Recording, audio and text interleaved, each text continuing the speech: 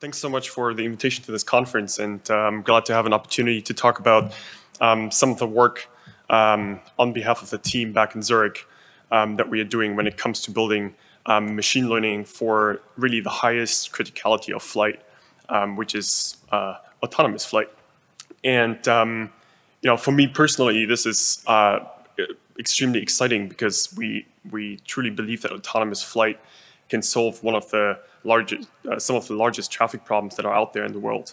But in addition, some of the work that I'm going to talk about in the next 15 minutes, I believe can also impact safety critical development of machine learning algorithms beyond aviation. Think autonomous driving or medical applications, pharmaceuticals, and so on. And even more generally, how we think about building machine learning models.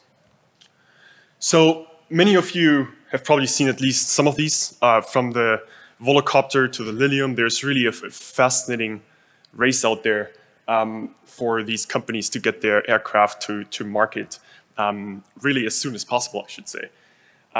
For those that see these for the first time, we call these electrical vertical takeoff landing aircraft, or eVTOL for short. The nice thing about them is that they are, as the term already describes, fully electric, emission-free during operations. So they're really meant for urban or suburban transport. Think of London Heathrow to the city of London. The industry agrees that for any of these to become wildly successful, they need to be able to operate at scale. And in other words, they need to be able to fly autonomously. And so this is where we come in. We are building a fully autonomous autopilot for these aircraft, one that doesn't require a human. And so this is what it looks like in practice. This is a system we've built over the last roughly 3 years. It's important to note for the sake of this presentation, but also the first sort of phase of the company, we are focusing on the visual aspects of flying first. So examples of that are, for example, localizing yourself in the environment.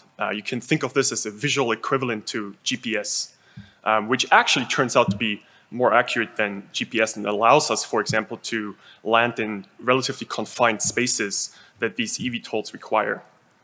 As an additional example, detecting obstacles in the air that we don't fly into, observing the sky 360 degrees around us is obviously also something that we want to do. So in the end, we really have a range of cameras around the airframe, and the system is designed in such a way that it can perform all the emergency functions with a single camera. Now, for full functionality and redundancy, we are probably looking at a dozen cameras around the airframe.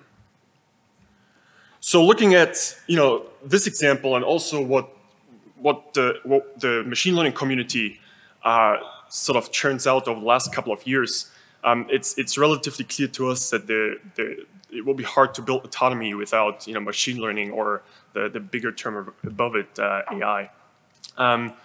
What we've started doing is already supplying existing aviation with some of the components or some of the sub-functionalities of our autopilot to help make existing aviation safer. And safer, I guess, is a good term here, because aviation is, for those that don't know, is actually the safest mode of transport out there, for good reasons, because everything that you want to put into the air is extremely tightly regulated and has to go through layers and layers of certification. So we cannot compromise safety, and slogans of some other companies, move fast and break things, really doesn't apply to us. Now this is can be easily summarized though. In the end, for these high criticality systems, we need to show that our system has a failure rate of less than 10 to the minus 9. Or in other words, the system cannot fail in 10 to the 9 flight hours once. Now, this sounds pretty ambitious. It still sounds pretty ambitious to me too, especially if we look at how we build, or how existing neural networks work these days.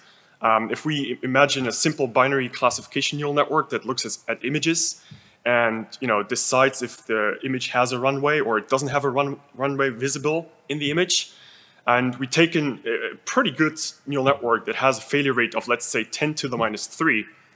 If we run this as part of a system at 25 frames per second, meaning that the network makes 25 decisions each second, it's roughly, I haven't exactly checked the number, but I guess it's roughly 3 minutes until we are pretty much guaranteed that the system will fail. And now the question is, how do we get from something like this where we need to get to 10 to the 9 flight hours with a pretty good neural network that will actually fail pretty quickly. And this is especially interesting in the context where companies like ourselves, we have to convince the regulators that our system will perform robustly during operation without actually being allowed to put it into operation. So it's sort of a chicken and egg problem where we need to guarantee numbers without actually being able to demonstrate the system in full operation as we envision it. So for the remainder of this talk, I want to show how one could potentially use characteristics of the underlying data that we are using to translate the performances of the model that we observe during the development in the lab or in the office into performance guarantees during operation. So in the end, how can we guarantee that the model will not fail within these 10 to the 9 flight hours?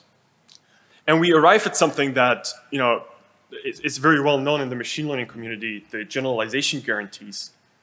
And what we essentially want to say there is that with some probability, that's the statement we want to make there, with some probability where the 10 to the minus 9 comes directly into the delta that you see in red there, we want to show that the error or the performance that we observe during development, which is the E in on this slide, is very close to the performance that we would expect during operation.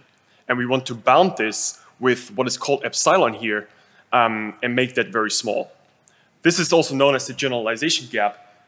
And if we look at history over the last 50 years, again, some of these terms may be very familiar.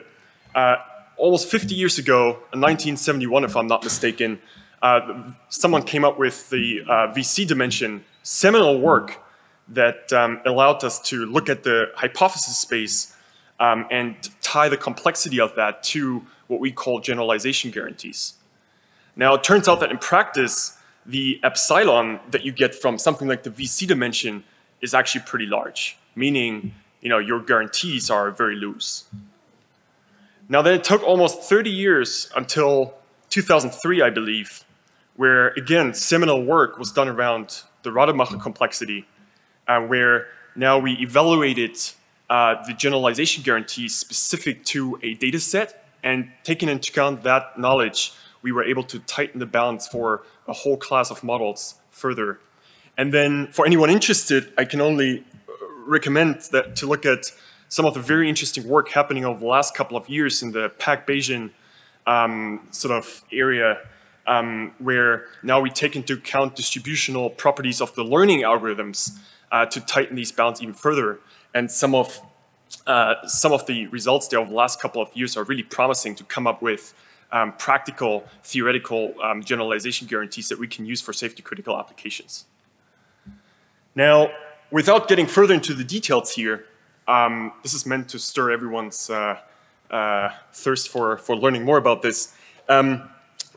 All these generalization bounds make a very basic assumption, and that is that the distribution of the data that you use to train the model on and evaluate the model on is sufficiently similar to the distribution you observe during operation. Now, how do we characterize that data? And a more basic question is, how do we even characterize the space of images that the neural network would see in operation? And this is a beautiful picture taken about 45 minutes away from our office. Again, we are still in the context of classifying the visibility of runways. For those that don't sit too far away, there is actually a runway in the picture. And in this case, the space that the neural network could see could potentially be characterized as all 512 by 512 RGB images that we could possibly ever record over Switzerland.